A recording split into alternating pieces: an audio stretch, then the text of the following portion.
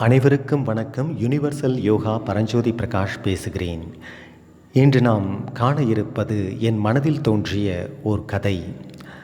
உங்களோடு பகிர்ந்து கொள்வதில் மிக்க மகிழ்ச்சி. கதையை காண்போம். தலைப்பு புத்தகம். ஓர் அழகான சின்னஞ்சிறு கிராமம். 2 நண்பர்கள் 3ஆம் வகுப்பு முதல் கல்லூரி படிப்பு வரை ஒன்றாக படித்தார்கள். இந்த 2 நண்பர்களும் ஒன்றாவே படித்து அவங்க வாழ்க்கையில் ரொம்ப ஒத்துமையாக இருந்தாங்க. ஆனால் வேலைக்கு போகும்போது வெவ்வேறு இடத்துக்கு வேலைக்கு போக ஆரம்பிச்சிட்டாங்க. அதில் ஒரு நண்பர் வேலைக்கு சேர்ந்த நாள்லேருந்து நல்ல பல கருத்துக்களான புத்தகத்தை படிக்க ஆரம்பித்தார். இன்னொரு நண்பர் நல்ல வேலை, நல்ல சம்பளம், இன்னும் ஏன் புத்தகத்தை படிக்க வேண்டும் என்று நிறுத்திவிட்டார். பிறகு இன்னொரு நண்பரை பார்த்து கேலியும் கிண்டலுமாக, இன்னுமா புத்தகத்தை படித்து கொண்டிருக்கீங்க அப்படின்னு கேட்பாராம். காலப்போக்கில் 2 வருஷம் ஆயிடுச்சான். உடனே ஒரு நண்பர், நீங்கள் புத்தகம் கையுமாக இருக்கீங்க, வாங்க நம்ம எங்கேயாவது வெளியில் போயிட்டு வரலாம் அப்படின்னு ஒரு அடர்ந்த காட்டு பகுதிக்கு போனாங்களாம். அந்த காட்டு பகுதியில் போய் அவங்க இளமை கால வாழ்க்கையெல்லாம் பற்றி பேசிகிட்டு இருந்துட்டு ரொம்ப சந்தோஷமாக ஒரு தென்னை மரத்து அடியில் இருவரும் இளநீயை குடிச்சிக்கிட்டு ரொம்ப மகிழ்ச்சியாக நேரத்தை போக்கிக்கிட்டு இருந்தாங்க. அப்போது ஒரு நண்பர் சொன்னாராம், நம்ம பழைய காலத்து கதையெல்லாம் பேசிக்கிட்டு இருக்கோம், நம்ம கதையை கேட்க ஒரு யானை வந்து பக்கத்தில் உட்காந்துட்டு அழகாக தலையாட்டிட்டு இருந்தால் எப்படி இருக்கும் அப்படின்னு ஒரு கிண்டலாக சொன்னாராம்.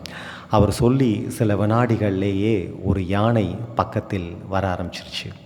பார்த்த 2 நண்பர்களும் ஆச்சரியத்தோடு அதிர்ச்சியோடும் ஓட ஆரம்பித்தாங்களாம். அப்போது ஒருத்தர் சொன்னாராம், நேராக ஓடாதீர்கள், வளைந்து ஓடுங்கள், நீங்கள் ஒரு பக்கம் ஓடுங்கள், நான் ஒரு பக்கம் ஓடுகிறேன் என்று ஓடிட்டாங்களாம். அந்த யானை, பொதுவாக யானை நேராக ஓடும் வேகமாக, உடனே வளைந்து ஓடுவது யானையால் கடினம். இதுபோல் அந்த யானைகிட்டேருந்து 2 பேருமே தப்பிச்சிட்டாங்க. அப்புறம் ஒரு சிறு நேரம் கழித்து 2 பேரும் சந்தித்து ஒரு நண்பர் கேட்டாராம், எப்படி உங்களுக்கு இந்த யோசனையெல்லாம் உடனே வருது அப்படின்னாராம். அப்போ இன்னொரு நண்பர் சொன்னாராம், ஒரே வரியில், இன்னும் சொல்லப்போனால் ஒரு வார்த்தையில், புத்தகம் என்று சொன்னாராம். இதை கேட்டவுடன் இன்னொரு நண்பருக்கு புத்தகம் வாழ்க்கையில் எவ்வளவு பயனுள்ளதாக இருக்கிறது என்பதை புரிந்து கொண்டாராம்.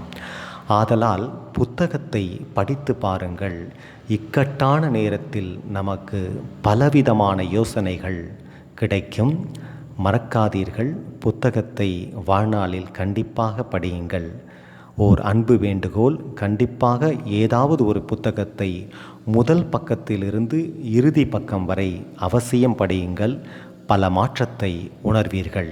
வேறொரு பதிவோடு நாளை சந்திப்போம். நன்றி.